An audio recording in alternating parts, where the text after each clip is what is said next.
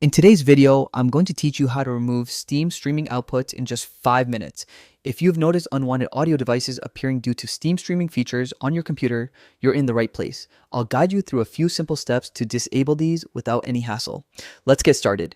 First, head over to your computer's search bar, usually located in the bottom left corner of your screen on Windows. Type in sound settings and you'll see it appear in the list of results. Click on it to open your sound settings. Once the window opens, scroll down until you see an option labeled More Sound Settings. Click on it. This will open another window where we'll perform the main steps to disable those Steam streaming outputs.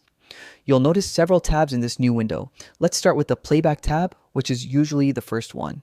Here, you'll see a list of devices your computer can play sound through. Find the entry labeled Steam Streaming Speakers. Right-click on it and select Disable. This will stop Steam from routing its audio through these virtual speakers, cleaning up your audio output list. Next, switch to the Recording tab at the top. This shows your input devices. Just like before, you might see an entry for Steam Streaming Microphone.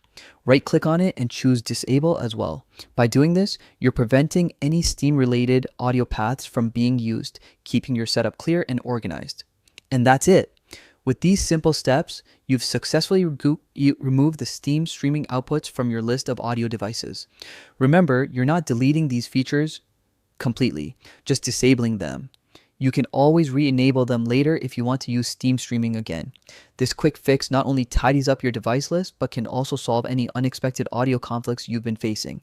So, to recap, we navigated through sound settings, opened more sound settings, and disabled both the Steam streaming speakers and Steam streaming microphone from the playback and recording tabs. I hope you found this tutorial helpful and that your audio setup is now working exactly how you want it.